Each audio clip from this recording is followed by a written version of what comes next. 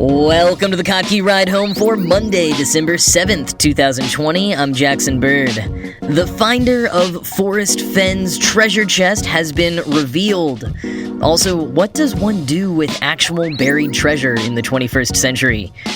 A special delivery for the astronauts on board the International Space Station, how you can help save the Bumblebees, and the latest sport to be added to the Paris 2024 Olympic Games lineup. Here are some of the cool things from the news today. So in an episode over the summer, I talked about the Fenn Treasure, which had finally been found by an anonymous treasure hunter in June. And after being adamant that he never wanted to reveal his identity, the finder of the treasure chest has just gone public, blowing the lid on most of his secrets in an article written by a fellow treasure hunter in Outside. A quick recap, though. Forrest Fenn was an Air Force pilot who later opened an art gallery in Santa Fe, New Mexico, one filled with plenty of forgeries as art, as trying to dupe people, unclear. In 1988, he received a terminal cancer diagnosis and decided to hide a treasure chest in some outdoor location for people to find. But then he recovered from the cancer. Still, he didn't want to give up on his treasure hunt idea, so fast forward to 2010 when, quoting Outside, Fenn hid his treasure chest containing gold and other valuables estimated to be worth at least $1 million somewhere in the Rocky Mountains. Not long after, he published a memoir called The Thrill of the Chase, which included a mysterious 24-line poem that, if solved, would lead searchers to the treasure. Fenn had suggested that the loot was secreted away at the place where he had envisioned lying down to die, back when he believed his cancer diagnosis was terminal. Since the hunt began in 2010, many thousands of searchers had gone out in pursuit, at least 5 of them losing their lives in the process, and the chase became an international story. End quote. And yeah, the whole thing really has been a wild story. People have lost their lives and livelihoods. There have been countless lawsuits. You can read all kinds of articles about it that have been published over the last 10 years, leading up to this year when, in June, the treasure was finally found. And the man who found it decided to stay anonymous because he knew how intense the community of treasure hunters is, and he feared for his safety. But Fenn quickly announced that he had met the winner and verified he indeed had found the chest. The two also decided to keep the location a secret so that it wouldn't become a kind of tourist site where people might injure themselves getting there or risk damaging the nature around it. But all of that anonymity and lack of closure did not sit well with people who had dedicated years of their lives to finding the treasure. There was instant suspicion. And then, in September, Forrest Fenn passed away. The one man who could maybe smooth things over was gone, and those left behind were even more dedicated to making sure his wishes were upheld. With all of that has come a number of court cases. In particular, one from a woman claiming that the finder of the treasure hacked her emails to steal a part of the puzzle that she herself had solved. She doesn't seem to have too much of a case, however, since she thought the chest was in New Mexico, and it turned out to be in Wyoming.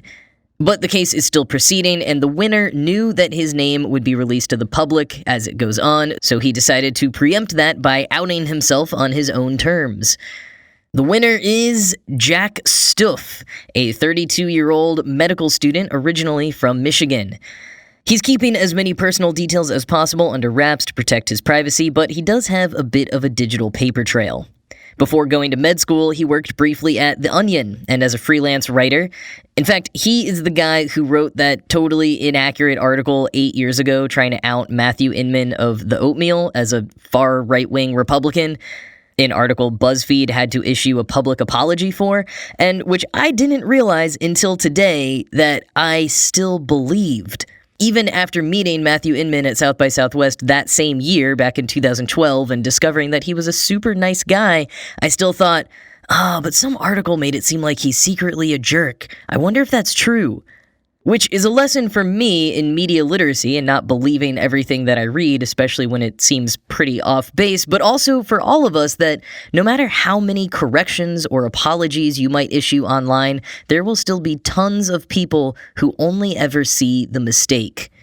That's a lesson that Jack Stuff learned early on in his career as a comedy writer, and is probably part of why he has taken so many pains to remain anonymous in the case of backlash to him finding the prize. If and when all the court cases die down, what will Stuff do with his findings? What does one do with an actual-to-goodness buried treasure loaded up with jewels and artifacts? Stuff says he'll use it to pay off his student loans. So, yep, the most accurate millennial answer possible to coming into unexpected fortune.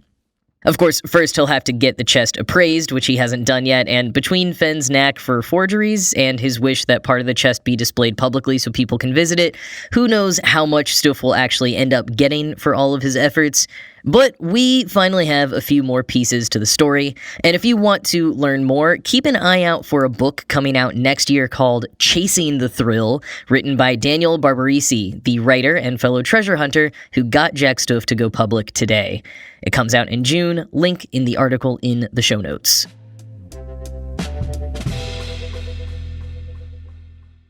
SpaceX had another launch yesterday, which you may have missed. This one was just a resupply vehicle, so it didn't get nearly the same fanfare as launches with human astronauts on them. And it was actually SpaceX's 21st resupply mission for NASA, as they become NASA's go-to for shuttling astronauts and supplies up to the ISS, at least until Boeing finally gets their hat in the ring for real. This is, however, the first time that the vehicle will dock at the International Space Station autonomously. And that should have been happening right around the time I'm recording this and was being streamed by NASA, so go check their website if you're curious to see what that looks like. But the main reason I'm taking the time to tell you about the Dragon spacecraft is because in addition to various run-of-the-mill supplies, this one also contains roast turkey, cranberry sauce, cornbread dressing, shortbread cookies, and icing so the astronauts can have a Christmas feast while in orbit. The capsule also contains 40 mice, so hopefully they were well separated from all of that crumbly food. And in addition to the food and mice, the astronauts are also getting some equipment to help maintain that fancy new $23 million toilet they got. And I thought this was pretty cool, a one-handed tape dispenser that was designed by high school students. They developed the tape dispenser as part of NASA's high school STEM program, Hunch. And finally, this delivery included the new NanoRocks Bishop airlock. Quoting Gizmodo, "This will be the first commercially owned and operated airlock on the space station, and once installed, the crew will use the airlock to deploy small satellites, including CubeSats, and equipment meant for the ISS exterior, among other things. The airlock will also be used to deploy and recover hardware used for spacewalks."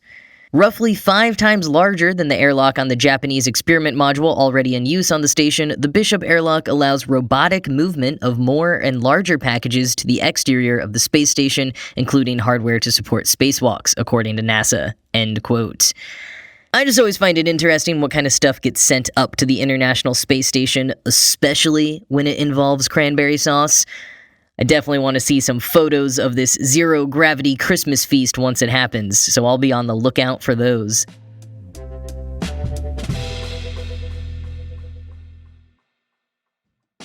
So I spent this past weekend trying to finish up my holiday shopping so that I can get things packaged up and out to mail to friends and family across the country who I won't be seeing in person this year. And I imagine many of you have been doing the same, and if you're still looking for a great gift for a loved one who you maybe can't see this year, and a gift that you don't need to worry about shipping in time, can I suggest Storyworth? Storyworth is an online service that helps your loved ones share stories through thought-provoking questions about their memories and personal thoughts. It's a fun new way to engage with family, especially those you can't see in person. So every week, Storyworth emails your family member different story prompts, questions you maybe never thought to ask before, like, what's a small decision you made that ended up having a big impact on your life? And what's one of the bravest things you've ever done? Reading the weekly stories is fun and makes your family feel close even if you're not together. For example, I learned about the time that my dad put a Michigan State University frame on my grandma's license plate on a day when she was driving all over their rival University of Michigan's campus. And as a diehard UMich fan and alumna, she was not amused. So after 1 year of collecting funny and heartfelt stories like that one, Storyworth will compile them, as well as any photos you choose to include, into a keepsake book that's shipped for free. That way, family lore can be documented and shared for generations to come.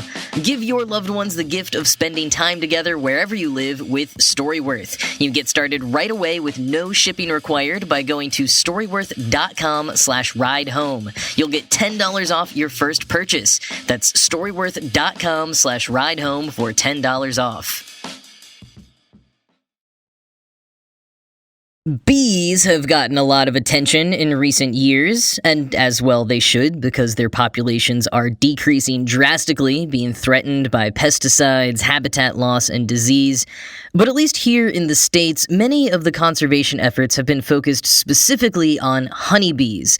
Which is good because they do need the help, but the focus on honeybees has sometimes overshadowed the needs of the humble bumblebee, which, yes, is a distinct species from the honeybee. There are actually over 4,000 species of bees present in the US.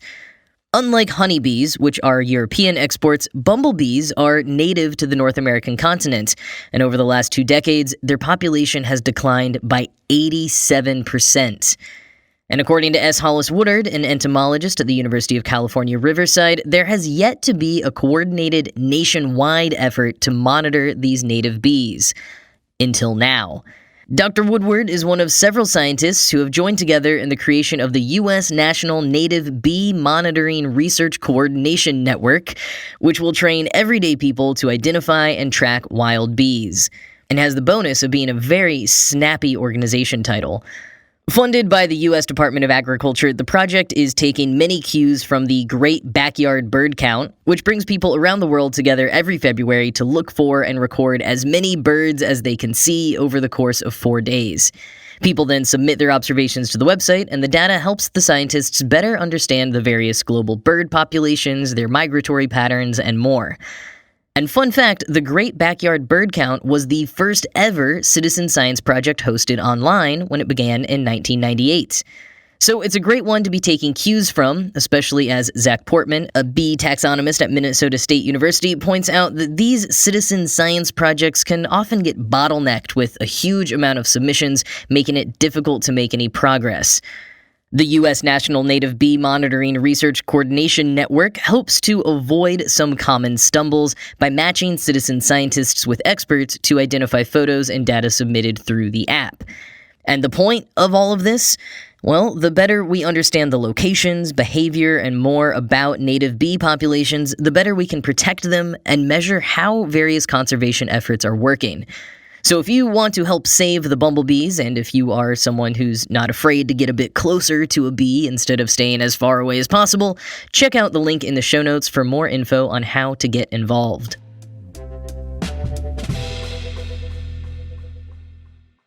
Briefly, one more thing today. So Jason broke this story as a quick link on kottke.org this afternoon, but it is a very important update, so I must reiterate it here. Breakdancing has officially been added to the Olympics for the 2024 Paris Games. Tokyo was already set to be the first Olympic Games to welcome skateboarding, surfing, and sport climbing, which it will still do in 2021, but now in 2024, we will also get to see some Olympic-level breakdancing. ESPN says this is part of the International Olympics Committee's effort to draw in a younger audience. And like it was in the hip-hop scene in the 70s, breakdancing will officially be called breaking at the Olympics.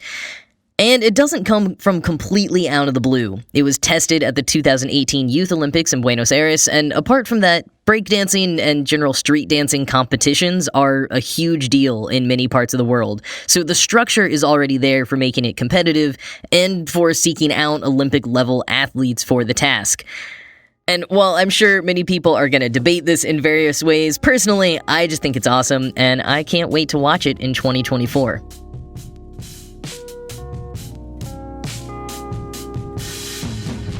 And that is it for today. As always, this show was produced by Ride Home Media and kottke.org. I am Jackson Bird, and I'm going to go bury some treasure in the middle of the wilderness and start leaving clues on how to find it in each episode of this podcast. Happy hunting. I hope you have a great rest of your day, and I will talk to you again tomorrow.